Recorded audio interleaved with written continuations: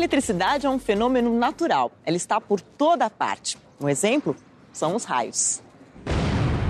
Como os raios se formam? Por que eles se manifestam? Para compreender, a gente precisa antes entender o que é a eletricidade. Vamos conversar com um especialista? Eu estou com o professor de física, Reinaldo Espinosa, aqui no laboratório onde ele trabalha. Professor, a gente gostaria de entender melhor a questão da eletricidade como um fenômeno natural. Você pode ajudar a gente? Claro, será um prazer. A eletricidade é um dos fenômenos naturais mais marcantes que a gente conhece. É o caso dos raios, por exemplo? Exatamente. Os raios são um bom exemplo de eletricidade. E para entendê-los, a gente precisa começar pensando no modelo de matéria. Os cientistas imaginam a matéria formada por pequenas partículas chamadas átomos. E, professor, é correto dizer que o átomo é a menor parte da matéria? Não, Carla. O átomo, mesmo sendo muito pequeno, por sua vez é formado por partículas ainda menores, chamadas partículas subatômicas. Algumas delas ficam concentradas no núcleo do átomo e outras girando ao redor desse núcleo na chamada eletrosfera. No núcleo, nós temos dois tipos de partículas, nêutrons e prótons. Os nêutrons não têm carga elétrica e os prótons têm carga elétrica positiva. Na eletrosfera, orbitando em torno do núcleo, estão os elétrons, partículas móveis e com carga elétrica negativa. Como é que essas partículas se comportam? Cargas iguais, como por exemplo próton e próton, se repelem, assim como elétron repele elétron. Semelhantes se repelem. Exatamente. E o que acontece se a gente falar de prótons e elétrons? Prótons e elétrons se atraem.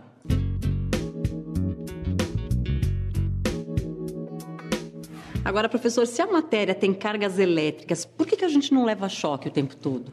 Nós não levamos choques porque, normalmente, os corpos estão neutros, apesar de terem cargas positivas e negativas. Por quê? Porque essas cargas geralmente estão em igual quantidade dentro dos corpos e uma neutraliza a outra. E, professor, um corpo pode deixar de ser neutro? Sim, é possível. Existem algumas formas da gente fazer um corpo deixar de ser neutro. Como? Uma delas é a eletrização por atrito. Por exemplo, eu pego essa espátula que é de plástico e essa meia de nylon e vou atritar uma contra a outra, fazendo um pouco de força. Elétrons saltam do nylon para a espátula de plástico. E ela se torna, então, eletrizada. Ela se torna negativa. Essa espátula agora é capaz de atrair copos como papel. Ah, olha lá. Agora, professor, me explica como é que você sabe que os elétrons estão saltando do nylon para o plástico e não o contrário. Boa, Carla.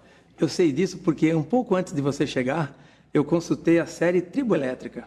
A série triboelétrica é uma tabela que tem uma série de materiais listados ali, de modo que os materiais que aparecem em cima na tabela ficam positivos quando atritados com materiais que aparecem embaixo na tabela. Lá na nossa tabela, o nylon está logo em cima e o plástico bem embaixo. De modo que, ao atritar nylon com plástico, o nylon vai ficar positivo, ou seja, ele vai perder elétrons, deixando o plástico negativo. Essa espátula agora está bastante eletrizada e ela é capaz de atrair outros corpos. Eu também posso eletrizar outros corpos a partir do contato com essa espátula. Passando minha mão nela, eu a torno neutra de novo. Agora eu tenho aqui 2 disquinhos de papel alumínio e eu vou eletrizá-los por contato.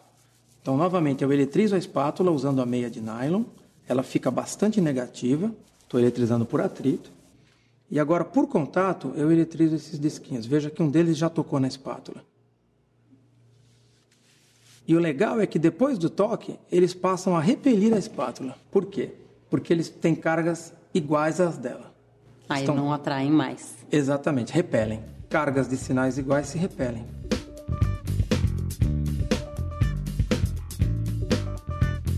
Professor, que engenhoca é essa daqui? Esse aqui, Carla, é o gerador de Van de Graaff, uma máquina muito conhecida dos físicos. O gerador de Van de Graaff funciona por contato e atrito. E o que você quer me mostrar aqui exatamente? Eu quero te mostrar um corpo bastante carregado. Eu vou ligar, ok? Vamos lá.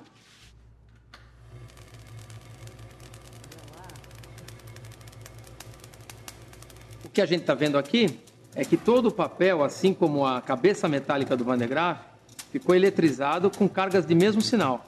Aí um está repelindo o outro. Por isso eles ficam todos de pé. Veja só.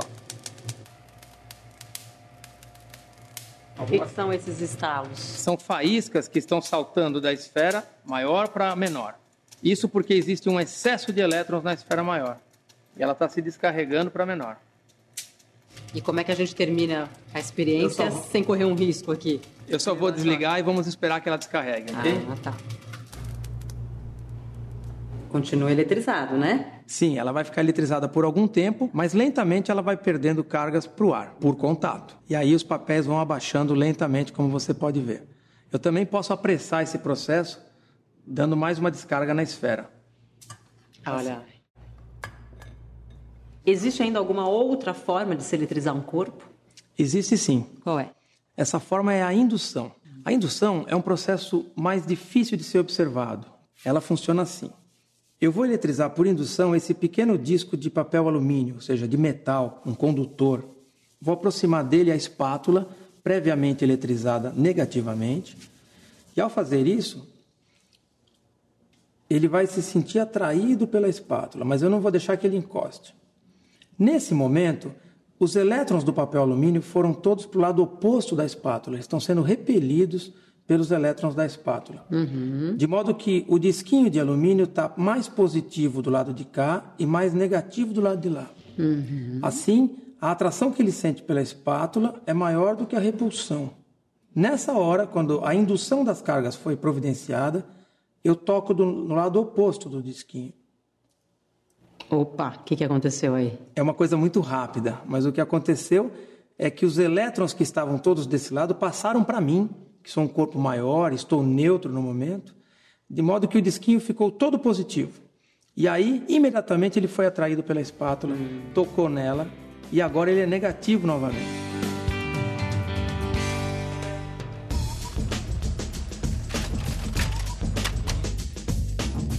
Carla, te trouxe até a secretaria da escola para te mostrar a copiadora. A máquina copiadora utiliza diversos processos de eletrização para fazer a cópia a seco, né? É mesmo? Como é que funciona isso? Olha, o processo é bastante sofisticado, tem várias etapas. O que acontece é o seguinte: um cilindro metálico que existe no interior dessa máquina, ele é eletrizado com cargas elétricas negativas. Ele fica completamente coberto por elétrons. O original é lido por um escaneamento de luz. Uma luz varre o original e, onde o original é branco, essa luz reflete contra o cilindro e remove esses elétrons do cilindro. De modo que ficam no cilindro elétrons apenas na posição onde estavam os tons escuros do papel, ou seja, as letras. Numa segunda volta desse cilindro, o tôner é jogado, é soprado sobre o cilindro e o tôner ele é positivo. Ele vai grudar sobre esses elétrons. Então você vai ter uma imagem do papel gravada sobre o cilindro. Numa terceira volta desse cilindro, o papel, que está em branco no momento, ele já entra eletrizado e a tinta é transferida do cilindro para ele. E aí, numa quarta etapa, ao sair da máquina, ele é aquecido, a tinta se funde ao papel e a cópia sai pronta e seca.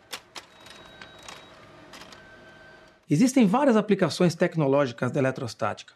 Hoje em dia, na indústria, quase todas as coisas são pintadas de forma eletrostática. Um automóvel, por exemplo. A tinta é jogada sobre o automóvel em pó. O carro, a carcaça do carro está eletrizada. A tinta também, com cargas de sinais opostos.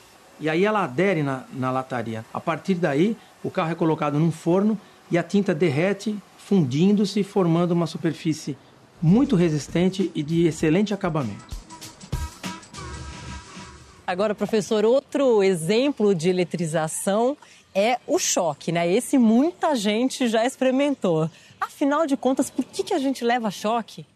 Então, Carla, o choque é uma descarga elétrica. Ele acontece quando um corpo está muito eletrizado e vai perder esse excesso de carga para outro corpo, que pode ser inclusive a Terra. Ao conectar esses dois corpos, a carga se transfere, formando uma corrente elétrica. Se você estiver no meio desse caminho, ou seja, se a corrente passar através de você, isso é o choque. Um exemplo bem interessante, e por isso a gente vê o estacionamento, é quando você vai tocar num carro que acabou de chegar. É verdade, já aconteceu comigo. Aquele choquezinho desagradável que a gente toma na maçaneta da porta. Quando o carro chega, ele vem de um longo tempo de atrito com o ar. Como ele está isolado pelos pneus, ele mantém essa carga elétrica que ele adquiriu por atrito. Ao tocar nele, a gente toma um choque.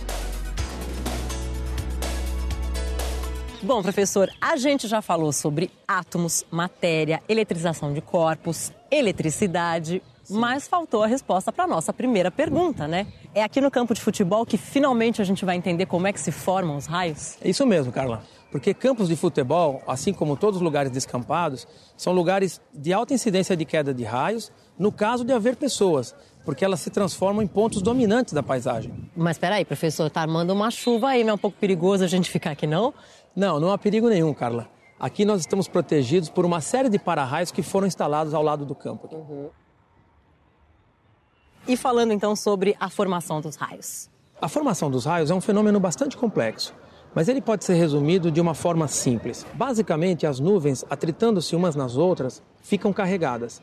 A maioria delas se transforma em nuvens negativas, com excesso de elétrons. Ao parar sobre o solo, elas induzem no solo cargas positivas, os prótons, como a gente viu no laboratório. O solo estando positivo e a nuvem negativa, pode surgir uma centelha, uma faísca, um arco voltaico que permite a formação do raio e a queda do raio, a liberação da energia contida na nuvem.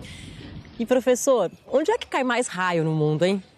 No Brasil. No Brasil? Sim. O Brasil é o recordista em queda de raios, com aproximadamente 50 milhões ao ano. Uau! Por que isso acontece? Então, há vários motivos, mas basicamente porque o Brasil é um país tropical, onde normalmente o número de raios já é maior, além do que é um país muito grande. A nossa extensão territorial explica uma boa parte disso. Professor, eu adorei a aula. Muito obrigada por todas as experiências e explicações, viu? Por nada, estamos aqui à sua disposição. Obrigada. E para vocês, ótimos estudos. Tchau, até mais.